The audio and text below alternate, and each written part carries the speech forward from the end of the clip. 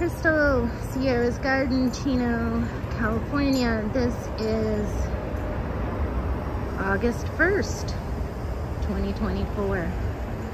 So things are looking good.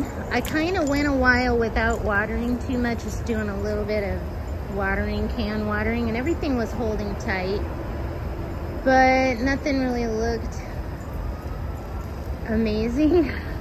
And so I've been like soaking the trees, and they really look a lot fuller just after a couple days. I'm giving it a little extra soak just to make sure, because I didn't do a long soak. Like the last 3 days I've just been soaking them for like 10 minutes or something like that. So I'm going to be taking out the squill right there. And I'm not sure where I'm going to replant it or reuse it. I'm going to be taking out, I'm just redoing all of the succulent pots. That Crassula undulata is looking amazeballs. I may split some of that and move some of it. Real happy with that coleus. Real happy with the potato vines. And I think I talked about this in another video, but here's like a variegated potato vine, which is fine on its own. But I had read that it mounds, but no, it totally vines. Not a problem. It's vining all the way through down here. Just letting the bugs eat it, and then I'll hopefully keep them off of this. But yeah, so I'm real happy, but I'm glad I blended it because I really do love the lime, but adding that variegated type, I think really made this whole installation here. And I've had to trim it back a little bit. I planted it a little late in the season, you know, and it's probably gonna keep growing for another couple months, so we'll see how out of control it's gonna get. I have cut off a few long tendrils that were kind of coming out onto the sidewalk here. I'm probably going to move these aloes. I don't know where. If I don't move them in this next session of work, eventually those are going to need to get moved because they're just kind of a little big for that spot, in my opinion, and it's sort of deterring from the succulents. But I mean, they still kind of look good too. I love it when stuff is all kind of meshed in together and brushing up against each other. But that usually means that something's going to need to get cut back or moved or something sooner rather than later. So here I just got some stuff that's here for safekeeping. I want to get these out of here eventually and make this actually look nice. And this thing was held on there, you can see that, with a one of those zip ties, and it got brittle and I need to pull it up again. Actually, it was this one down there, you can see the string. This one was on there too, but it broke, and then this one just broke. So this broke a long time ago. But I think I'm actually going to cut that branch off down there, the one with the tie on it, and then pull this one up. Just because I think it could use a little air. I don't know, we'll see. That was just my thought. I mean, it doesn't look bad from this direction. I mean, I would, if I didn't tie it up, I would definitely be cutting that one down at the bottom. But it doesn't look bad from this angle, but I don't like, this is just kind of creeping out too far. And I just don't like this view, right? So hopefully having that up, it'll just kind of make that look a little better there. So I have trimmed this Tradescantia back.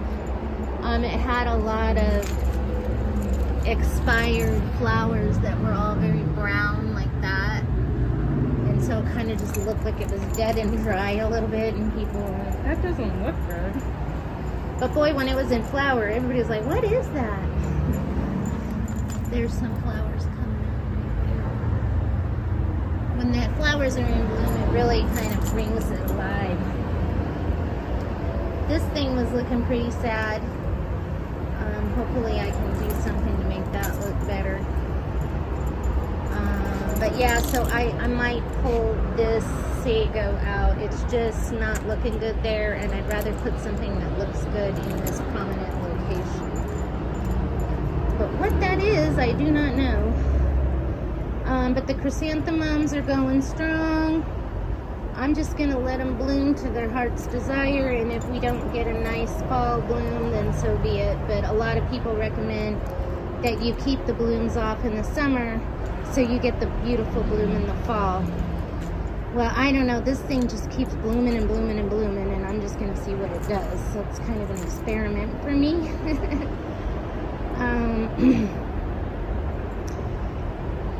The elephant food and the chopsticks, just kind of holding tight, a little bit of growth on the chopsticks, but you know, the nice slow growth on those, which there's a lot to be said for slow growth stuff.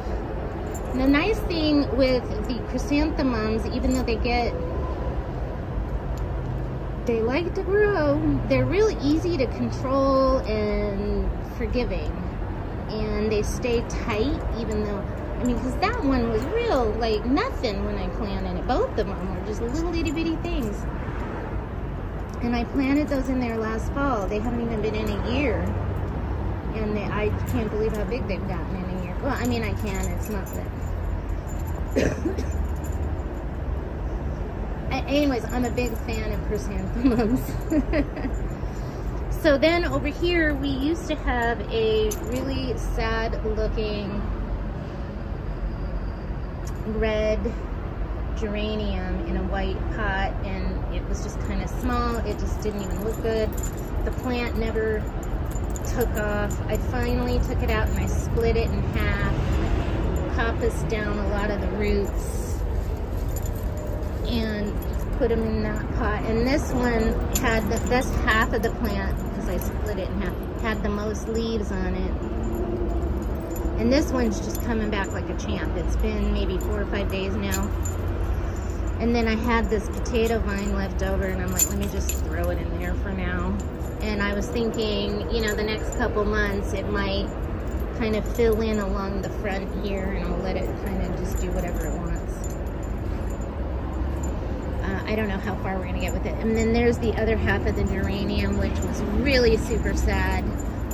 And it looks like it's got some new nice green growth on it. So I just kind of wanted to keep that one a little more protected. Plus I just don't really have a good place for it to be, and it doesn't really look good. So I kind of want it back in a way.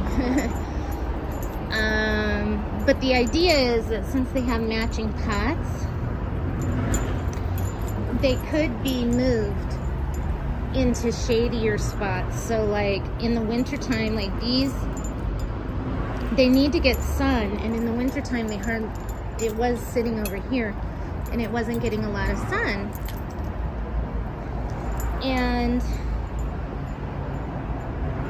but I mean, how nice would it be to have like a thing of geraniums right there, right? So I thought, well, if I had 2 pots that matched, you could just move them back and forth, right? So that's what I was thinking we'll try to do with these gray pots. And these are just cheap plastic pots, but I kind of like the form of them for a cheap plastic pot.